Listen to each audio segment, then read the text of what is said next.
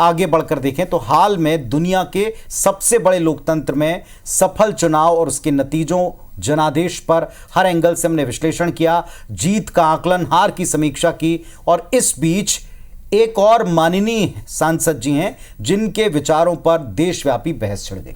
बिल्कुल, अगर कोई चुना हुआ जनप्रतिनिधि ये कह दे, ये बयान दे दे कि जिस जाति से वोट नहीं मिला उनका काम नहीं करूंगा, क्योंकि जनादेश मिल जाने के बाद तो सारे फर्क मिट जाते हैं। चुनाव से पहले जाहिर तौर पर आप किसी तरह की सियासत कर रहे हो और लेकिन जब चुनाव जीत जाते हैं तो आप जनप्रतिनिधि हैं पूरे उस इलाके के लिए।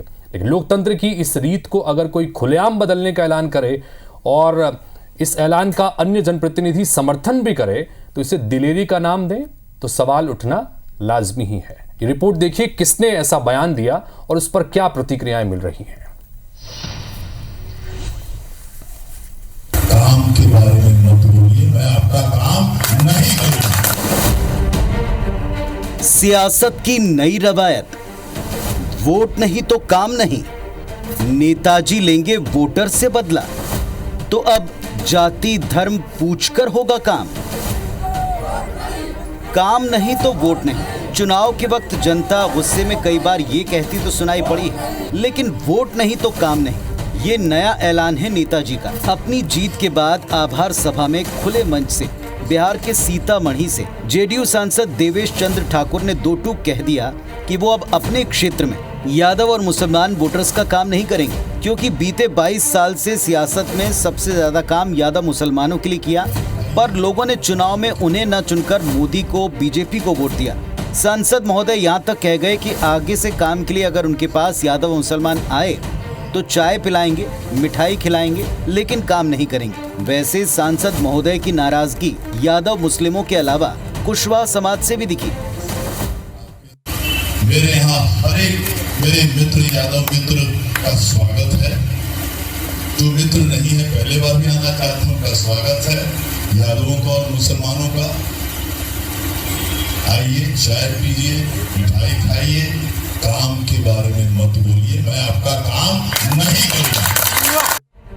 नवनिर्वाचित सांसद के बयान से सियासी गलियारे में तीखी बहस छिड़ गई। आरजेडी नेताओं ने नीतीश बाबू की पार्टी के सांसद के इस बयान को संविधान की मूल भावना के विपरीत बताते हुए घोर आपत्ति जताई, तो वहीं केंद्रीय मंत्री गिरिराज सिंह ने देवेश चंद्र ठाकुर की पीठ थपथपाते हुए कहा कि दिल की बात कह दी, सच कह दिया। वो खुद 2014 से मुस्लिमों का ये रवैया झेल रहे हैं। इतनी विद्वेषपूर्ण बात है, मतलब संसदीय लोकतंत्र की मर्यादा कहाँ आ गई? सब तार तार है। ये कौन सी जुबान है, ये कौन सी सोच है? मुझे तो आश्चर्य है कि नीतीश जी की तरफ से कोई प्रतिक्रिया क्यों नहीं आई। मुसलमानों ने ये तय कर लिया कि हम नहीं वोट देंगे, तो ये एक सोची समझी रणनीति है देवेश चंद्र ठाकुर ने दिल की बात। बयान भले ही बिहार में दिया गया हो, लेकिन इस पर प्रतिक्रियाओं की बाढ़ के बीच देशव्यापी बहस छिड़ गई। पक्ष विपक्ष के नेता अपने अपने हिसाब से इसकी व्याख्या में जुट गए।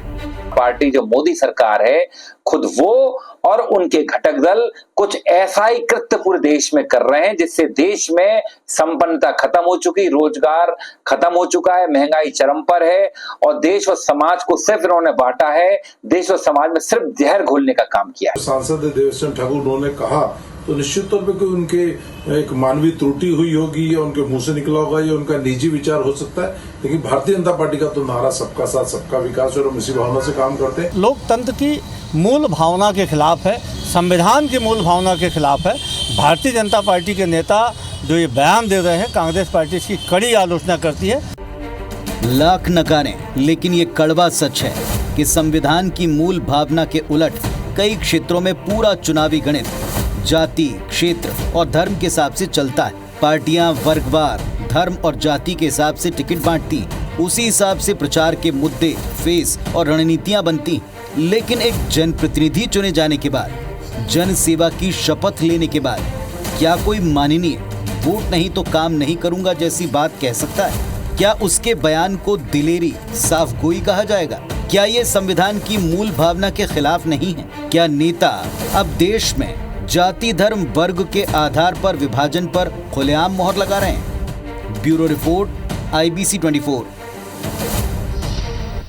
हालांकि नेताजी ने जब इस पर विवाद बढ़ा तो फिर इस पर यू टर्न भी ले लिया, सफाई भी दे दी और वही पुराना कि तोड़ मरोड़ कर बयान को समझा गया, पेश किया गया, इसकी दलीलें भी दी। लेकिन जनता बड़ी समझदार है, उसके दरबार में ये आपकी खींच थी, टीस थी, दर्द था या कोई स्टेटमेंट देकर माहौल बनाने का प्रयास था, ये जनता समझी।